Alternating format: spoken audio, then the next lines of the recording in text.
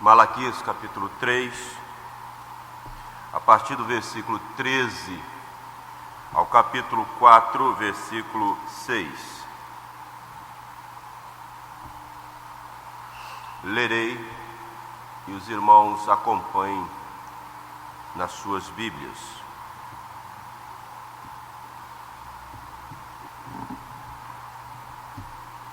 As vossas palavras foram duras para mim, diz o Senhor. Mas vós dizeis: que temos falado contra ti? Vós dizeis: inútil é servir a Deus. Que nos aproveitou termos cuidado em guardar os seus preceitos e em andar de luto diante do Senhor dos Exércitos.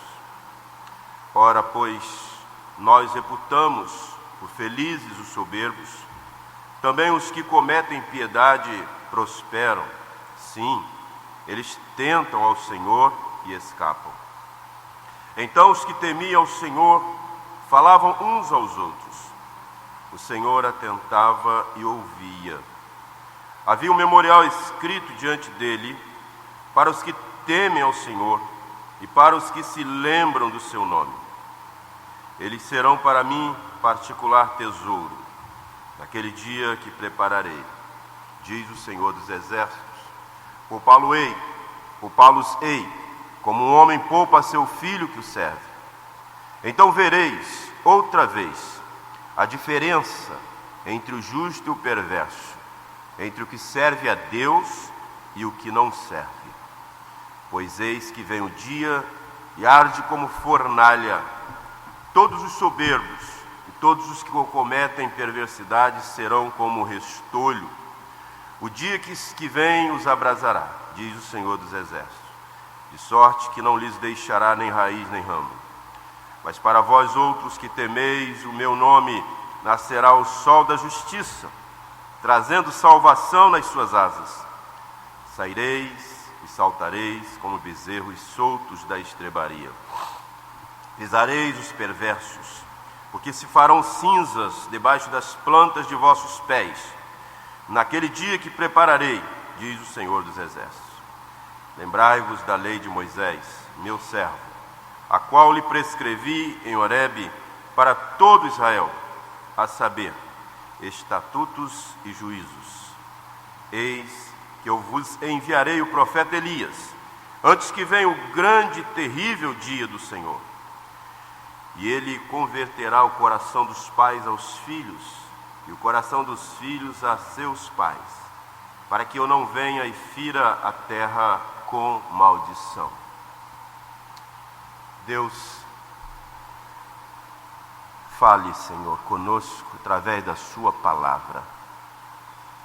Abra nossos corações, mentes, para entender não o que queremos, ou o que é agradável a nós, mas entender o que o Senhor está falando através da sua palavra a nós nesta manhã. E que sejamos, Pai, edificados e transformados pelo poder do Evangelho. Nós te louvamos e te agradecemos em Cristo Jesus. Amém.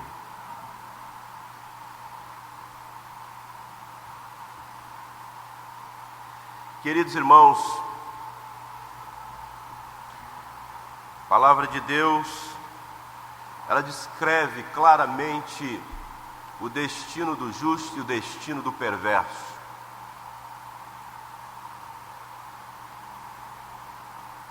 E ela conceitua de forma clara o justo e o perverso. Ela descreve de forma clara o justo e o perverso.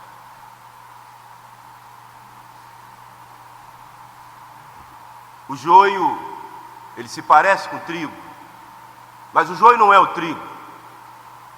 O trigo se parece com o joio, mas o trigo não é o joio.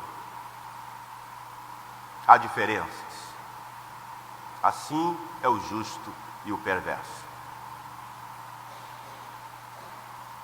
O trigo é alimento. O joio é veneno, mas se parecem. O trigo irá para o celeiro para alimentar. O joio irá para a fornalha para queimar, ser destruído. As aparências enganam.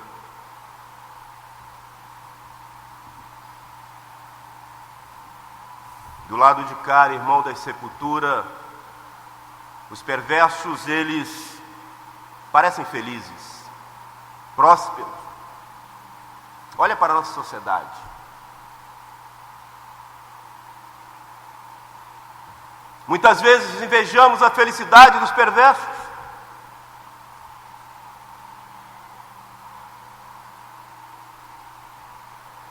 Achamos que verdadeiramente eles estão felizes e prosperando. Os justos parecem afligidos, muitas vezes cabisbaixos, muitas vezes murmurando. Parecem afligidos e oprimidos financeiramente. Parece que Deus não é suficiente para o justo diante de tanta tristeza, muitas vezes.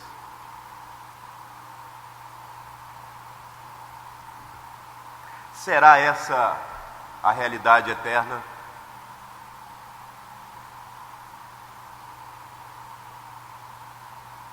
Uns obedecem, outros escarnecem, outros zombam.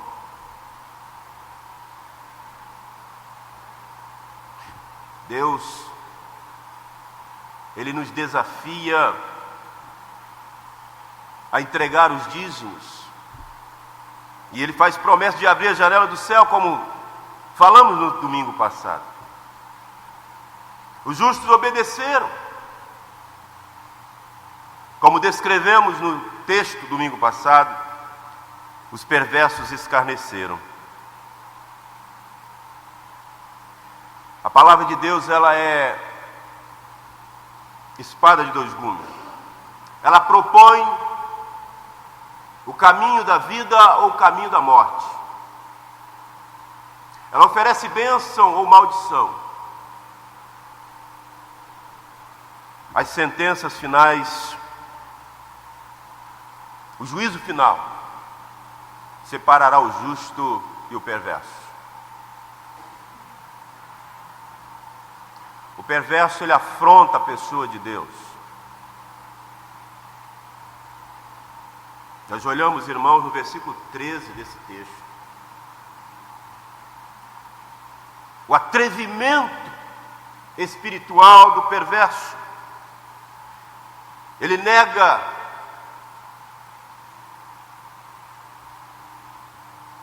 que era verdade o que Deus disse.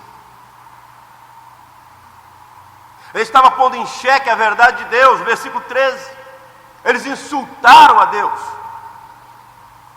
Eles falaram mal de Deus. E aquele ditado, a boca fala de que está cheio o coração.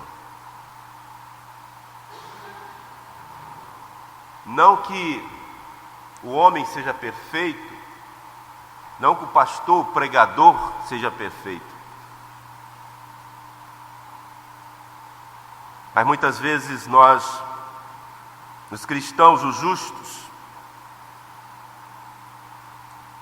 bebe do esgoto durante a semana e chega aos domingos, tudo está errado na igreja, nada presta.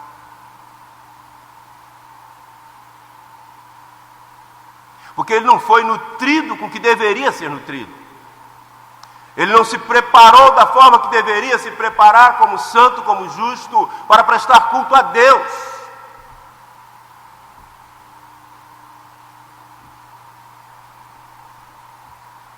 Nós olhamos esse perverso, ele afronta Deus.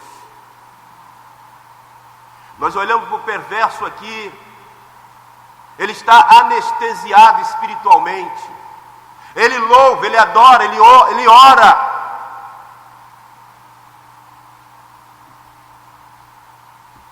Ele fala de Deus. Pior do que falar contra Deus fazê-lo e não dá conta da gravidade do que se está fazendo.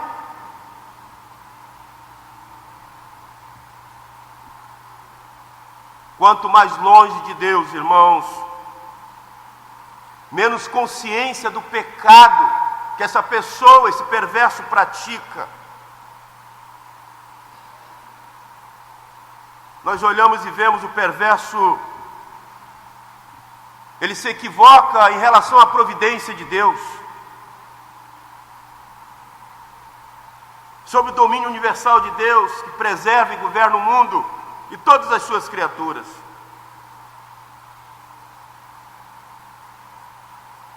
Ele se equivoca contra a providência de Deus, o Deus que provê todas as suas necessidades, abençoando especialmente o seu povo. Nós olhamos aqui no texto, ele não é autor, Deus não é autor do mal. O perverso, ele vive iludido, porque o pecado cega o discernimento do perverso.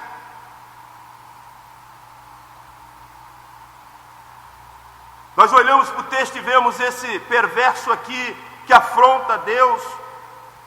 Eles não eram sinceros no culto que prestavam ao Senhor. A glória deles e não a de Deus era o que eles buscavam. Eles estavam buscando não, irmãos, pregar o evangelho para a transformação de alma, mas estavam buscando aplauso para eles, pregando o que convinha a eles, para justificar a sua perversidade diante de um culto profano a Deus.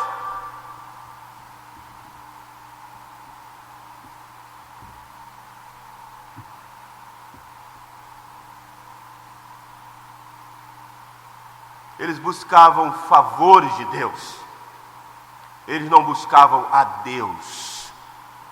É diferente.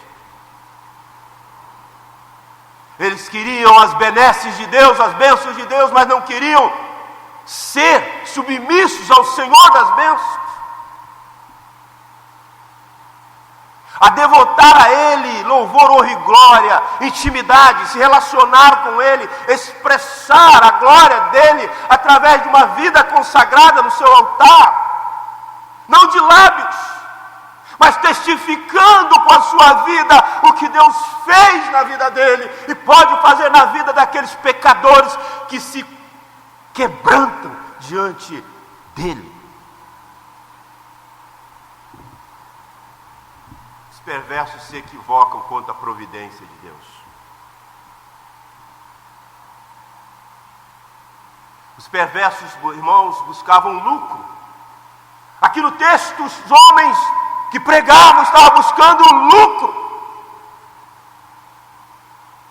Eles não estavam buscando a Deus. A igreja era um negócio.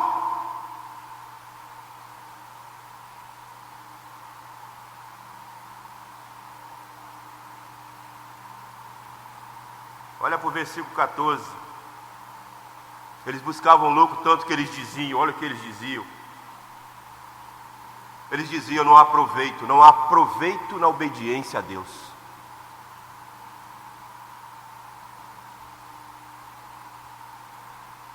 Eles estão discernindo aqui, distorcendo, melhor dizendo, distorcendo o sentido de culto, o sentido do evangelho, o sentido da palavra, o sentido de adoração, o sentido de se prostrar diante do Deus Criador.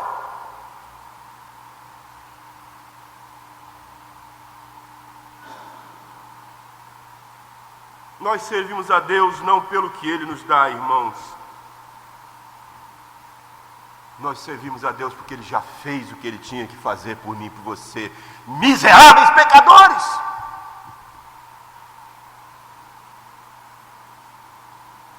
Ele já venceu o obstáculo que nos impedia de chegar ao Pai, por meio desse que se sacrificou por nós.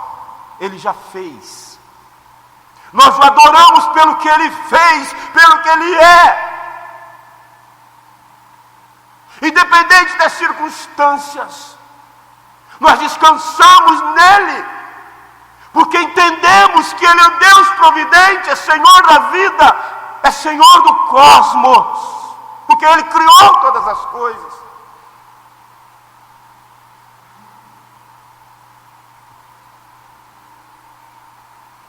Eles distorceram o sentido de religião, o sentido de culto, o sentido do evangelho. Deus quer, irmãos, o nosso coração. Se Deus for verdadeiramente dono do nosso coração, nada, irmãos, será nosso dono. Mas se Deus não for dono do nosso coração, possivelmente o dinheiro será dono do nosso coração.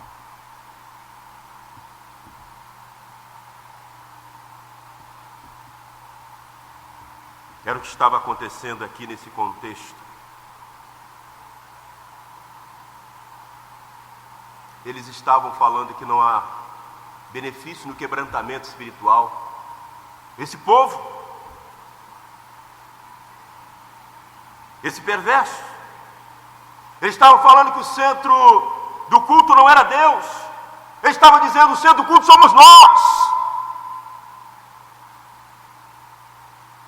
O culto estava sendo antropocêntrico, o homem no centro, buscando adoração, falando o que o povo quer ouvir, para agradar o povo, para ser aplaudido e adorado.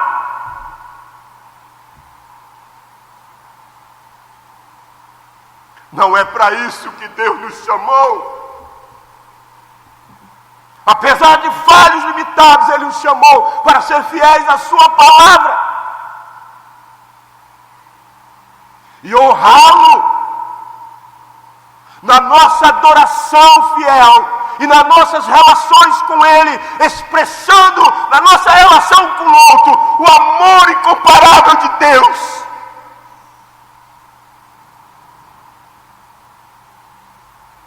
É esse o sentido do Evangelho. É esse o sentido de culto. É esse o sentido de adoração a Deus.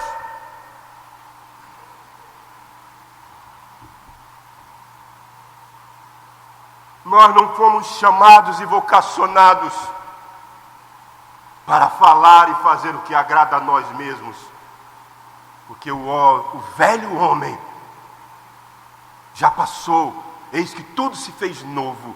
Agora vivemos para a glória de Deus. Não temos autoridade agora de falarmos nada por nós mesmos, mas aferido pela palavra de Deus. Apenas.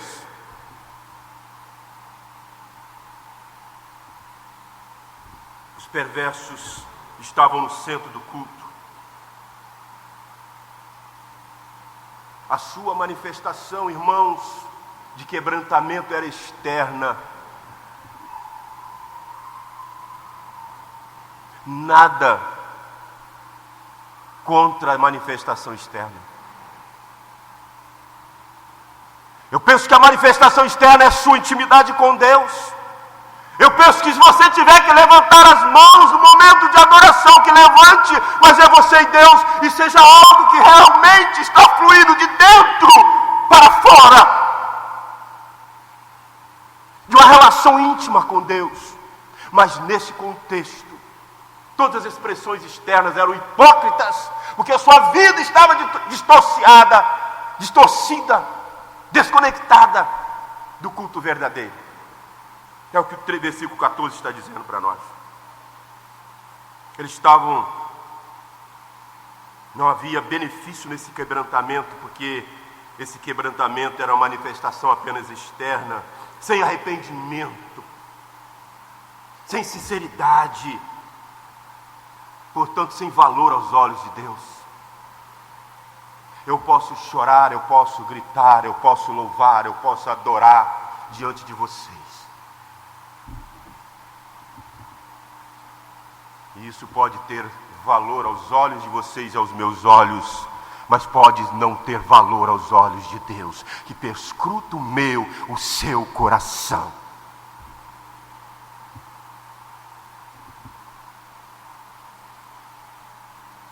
Quando olhamos para o versículo 15 desse texto, irmãos, o perverso é feliz mesmo.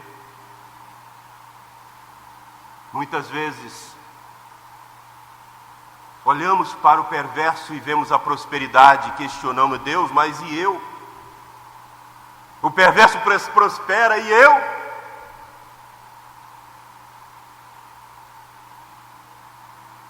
Mas o versículo 15 responde: será que há prosperidade mesmo na vida do perverso?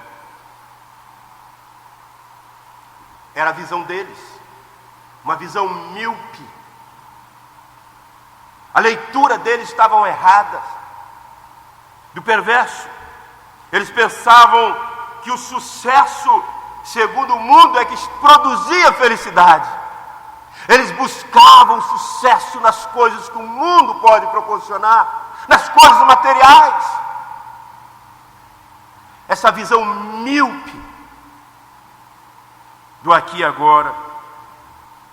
A prosperidade do ímpio, irmãos, não é sinal de segurança nem felicidade. Deus merece o nosso amor pelo que Ele é e não pelo que Ele pode nos dar. A situação minha e sua, ela é transitória. Transitória. Mas nossa recompensa, ela está no céu e ela é eterna. E o perverso não compreende isso. Somente o justo, somente o que foi alcançado pela graça de Deus.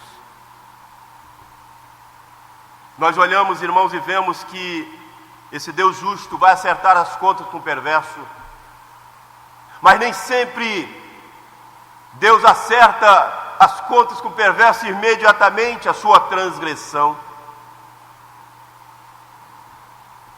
Mas uma coisa é certa: Deus jamais deixa impune o perverso. Você olha para Salmo 78, 18, 19. Você olha para Romanos 1, 24, 26, 28. Você olha para Malaquias 4, 1. Todos esses textos e tantos outros da Bíblia. Os perversos não escaparão do juízo de Deus. Deus é justo.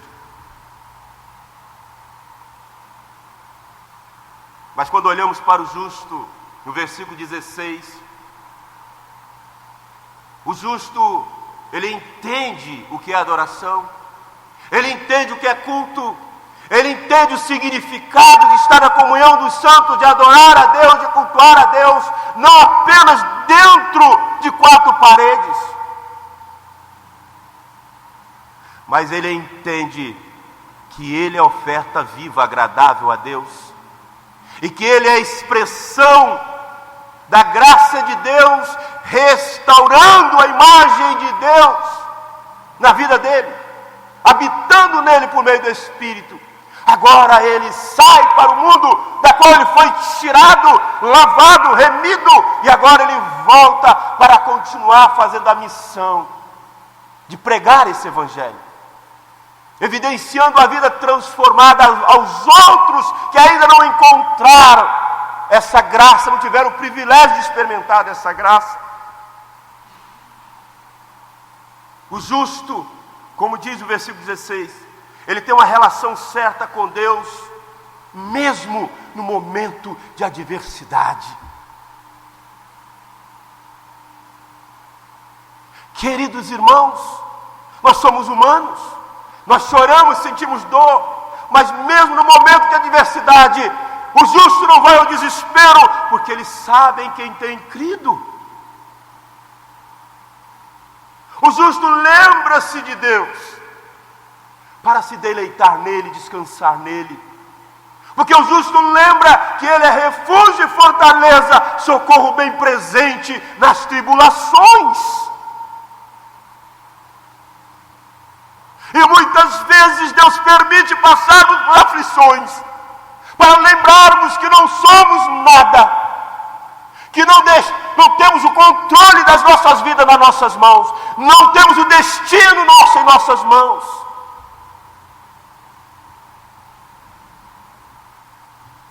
O justo tem reverência por Deus, o justo se submete a Deus, justo é leal e verdadeiro em sua fé. Eles temem a Deus. Eles não temem ao homem, eles temem a Deus. Eles respeitam os homens, porque devemos nos respeitar, mas ele não teme ao homem. Ele teme a Deus. O justo não se rende ao pecado. Ele peca, mas ele não tem prazer no pecado. Ele é convencido a cada segundo da sua miséria espiritual, da sua decadência moral, afastado de Deus. E ele confessa contrito e quebrantado, verdadeiramente arrependido, e recebe o perdão de Deus. E ele caminha progressivamente para uma vida justificada de santo, santo, santo. Porque esse é o propósito de Deus, alcançar e regenerar o homem, para que ele progressivamente viva em santidade.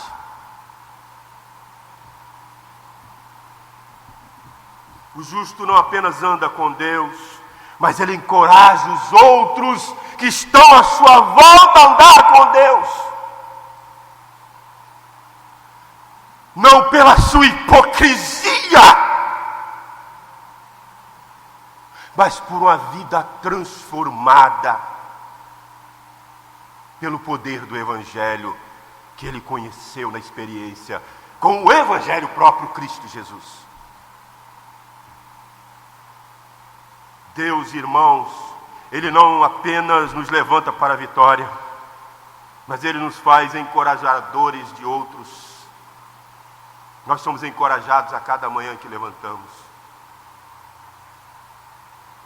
A cada manhã nós sabemos que o pão vai estar sobre a mesa, porque é o Pai que provê o alimento diariamente para nós. Nós sabemos que jamais veremos o justo mendigar o pão. É promessa e se cumpre cabalmente a cada minuto e segundo nas nossas vidas. Assim foi como foi o povo no deserto, onde o maná descia do céu e alimentava o seu povo. Nós olhamos aqui, irmãos, nesse versículo 16, o justo, ele tem uma relação certa não só na prosperidade, mas na adversidade, porque ele entende que ele serve ao Deus Criador, o Deus da providência. O justo, como diz o versículo 16, 18, ele não espera nenhuma recompensa aqui na terra, porque ele entende que a recompensa dele virá no dia que for decretado o juízo de Deus. Ele entende que aqui não é a casa dele, aqui não é a sua morada. Ele entende que Jesus foi preparar morada para esses que trilham seus caminhos aqui na terra, para trilhar os caminhos eternos na glória, eternamente com Cristo, como descreve cabalmente o capítulo 14 de João. O justo entende que será recompensado por Deus no juízo. Essa é a maior recompensa. Nós olhamos para o texto e vemos Deus ouve a sua conversação. Aqui no texto ouve a conversação do justo. Deus escuta e valoriza as nossas palavras, as palavras do justo. Sabe por que Deus valoriza? Porque no dia do juízo as nossas palavras nos justificarão diante do Pai, ou nos condenarão. Deus lembra, irmãos, das nossas obras, das obras do justo. Nós olhamos e vemos, como diz Marcos 9:41, até um copo de água fria que você der a alguém em nome de Cristo não ficará sem recompensa. Deus os poupará como filhos amados. Nós olhamos aqui, enquanto os perversos enfrentarão os tormentos do inferno, os justos estarão no seio de Abraão, como está em Lucas 16, 19, 31. O que nós ouviremos no dia do juízo. Vinde, ou apartai-vos. Malaquias 2,17. Os que falam contra Deus, irmãos, terão que enfrentá-lo no dia do juízo. Os que zombam de Deus verão que Ele não acerta as contas todos os dias. Aqueles que pensam que o mal recompensa saberão a diferença do justo e do perverso no dia do juízo. No dia do juízo, trará luz e entendimento de nada adianta o homem ganhar o mundo inteiro e perder a sua alma. No dia do juízo muitos vão entender isso, porque durante toda a vida dedicaram-se a ser agradado, dedicaram a fazer aquilo que lhes interessava em detrimento de fazer aquilo que agrada a Deus. O dia do juízo vai revelar que valeu a pena servir a Deus e andar com Ele para os justos, que essa é a promessa dele para nós. Quando olhamos para o capítulo 4, nós vemos aqui a última audiência. Deus já tinha feito 8 audiências com esse povo que o afrontava no culto, que o desprezava. Mas mesmo assim Deus fazia audiência com o seu povo e ouvia suas desculpas. Eles chamaram Deus de omisso. Eles disseram: onde está o Deus do juízo? Quando olhamos no versículo 4:1, ele mostra o dia que chegará da retribuição do ímpio. Ele mostra que haverá o dia do veredito final, onde será revelada a destruição total dos ímpios. Para o justo, irmãos, Deus é fogo do ourives. O que é fogo do ourives? Deus é aquele que purifica. Ele não destrói totalmente, Ele purifica, porque Ele ama, Ele quer moldar aqueles que Ele ama ao caráter desse Deus, que é santo, porque Ele ama. Ele disciplina, Ele corrige. E esses que são dele se arrependem, o confessam e deixam o seu pecado. É isso que Ele faz.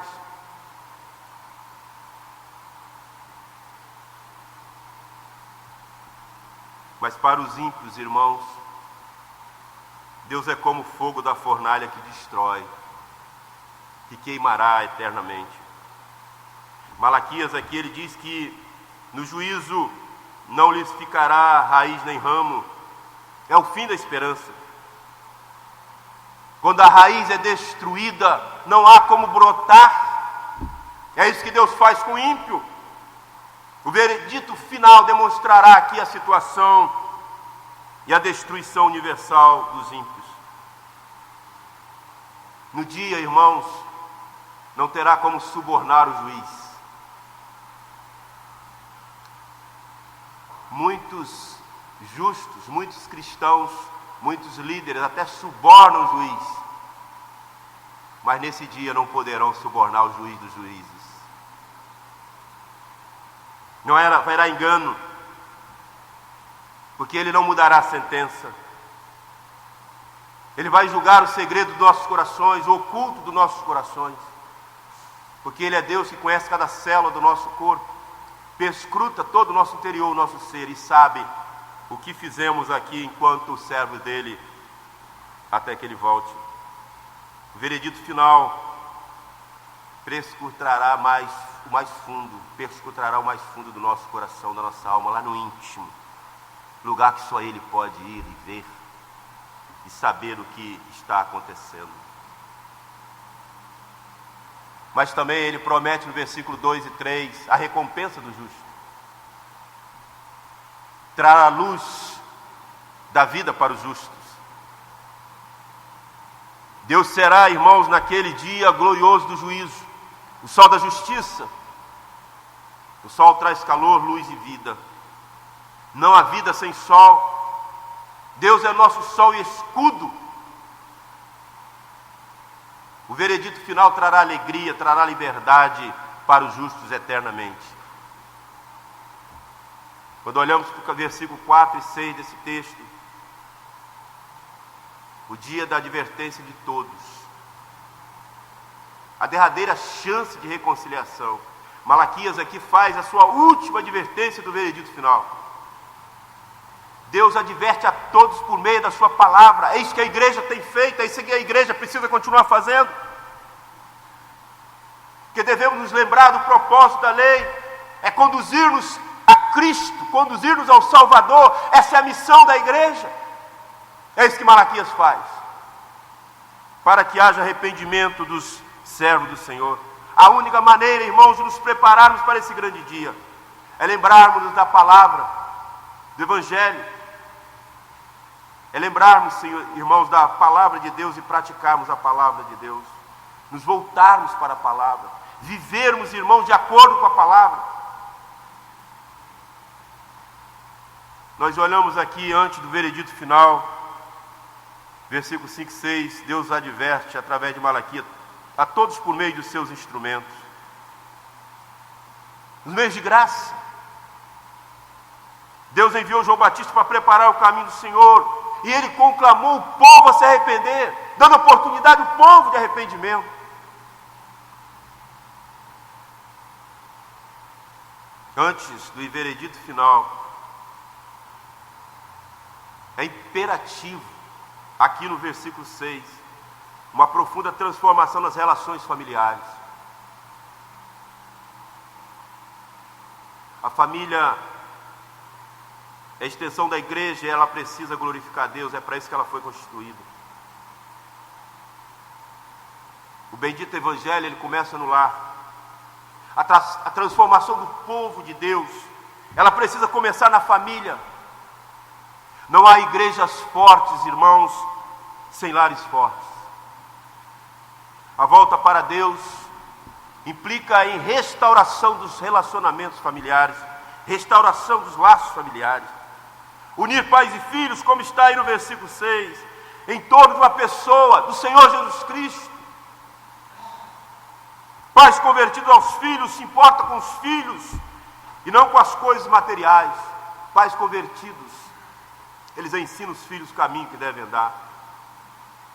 Não provocam os filhos a ira, nem os humilham, mas eles os amam incondicionalmente.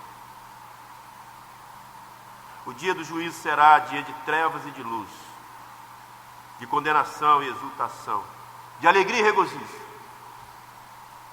Só há dois grupos, irmãos, na humanidade: os que estão preparados para encontrar com o Senhor os justos, e aqueles que não estão. Em qual grupo você se encontra? Deus abençoe as nossas vidas.